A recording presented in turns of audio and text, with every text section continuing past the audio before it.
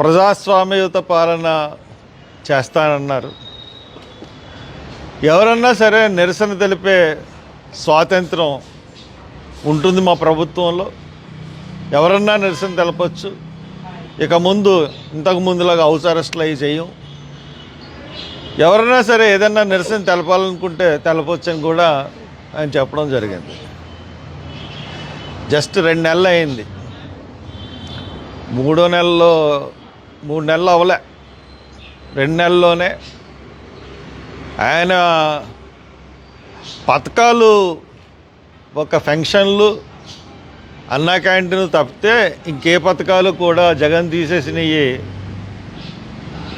తిరిగి పెట్టడం జరగలేదు. కానీ హౌస్ అరెస్టుల పర్వం మొదలుపెట్టేశారు. ఈ రోజున హౌస్ అరెస్ట్ ఎందుకు చేశారంటే ఒక కాగితం ఇచ్చారు.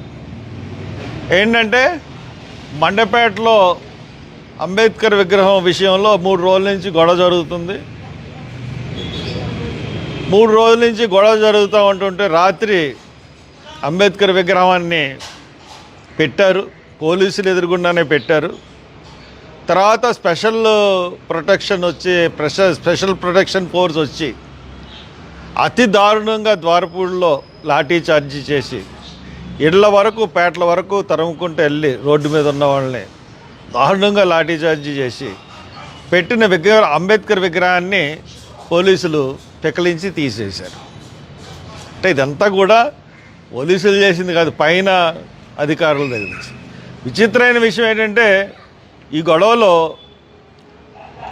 మొత్తం అన్ని పార్టీలు కలిసిపోయినాయి. Telugu Desam party, Janasena party, YCP party, YSRCP party, 3 పార్టీలు కలిసిపోయి అంబేద్కర్ విగ్రహం పెట్టకూడదంట, అక్కడ వంగవీటి మోహన్ రంగా విగ్రహం పెట్టాలంట. ఇప్పుడు వంగవీటి మోహన్ రంగాన్ని గౌరవిస్తాం, అంతేగాని ఆయనకి అంబేద్కర్ని మనం కంపేర్ చేయలేం కదా. మొన్న కూడా పవన్ కళ్యాణ్ మరి పాతయో తెలీదు, కొత్తయో తెలీదు, కానీ ఆయన పుట్టినరోజున అంబేద్కర్కి సాష్టాంగ నమస్కారం చేసిన ఫోటోలు సోషల్ మీడియాలో కనపడినాయి. మీ నాయకుడే అంబేద్కర్ని గౌరవిస్తూ ఉంటుంటే మీరు ఎందుకు ఇలా రెచ్చిపోతూ ఉన్నారు? సరే, జగన్మోహన్ పార్టీ కూడా మరి అవసరం అంటే దళితులు అనేటప్పటికల్లా అందరూ కలిసిపోతారనమాట. ఇంకొక కొత్త విచిత్రమైన విషయం ఏంటంటే వర్గీకరణ విషయం జరుగుతూ ఉంది. మాలా మాదిగలు కూడా 2గా విడిపోయి ఉన్నారు. కానీ అక్కడ ద్వారపూడిలో మాలా, మాదిగలు, ముస్లింలు 3 కలిసి ఉద్యమం చేశారు అంబేద్కర్ విగ్రహం పెట్టమని. దీంట్లో ఉన్న ఇది మరి అంటే ఇంతకుముందు నా మీద తెలుగుదేశం ప్రభుత్వంలో సుమారు 9-10 కేసులు పెట్టారు.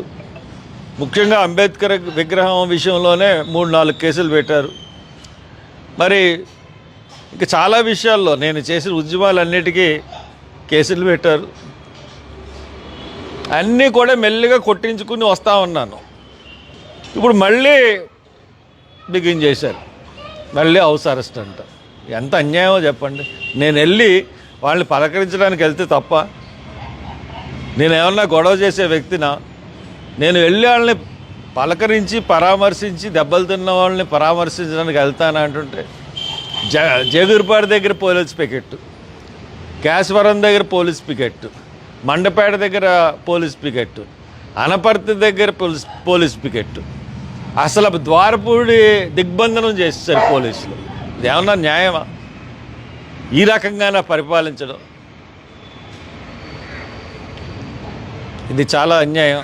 దీన్ని తీవ్రంగా ఖండిస్తున్నాను.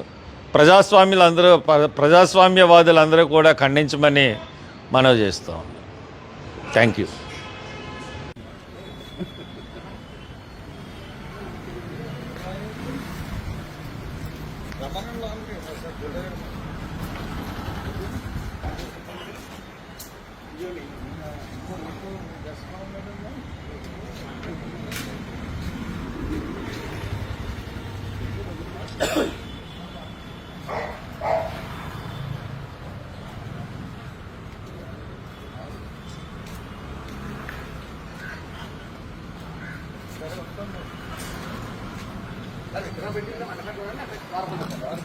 అదే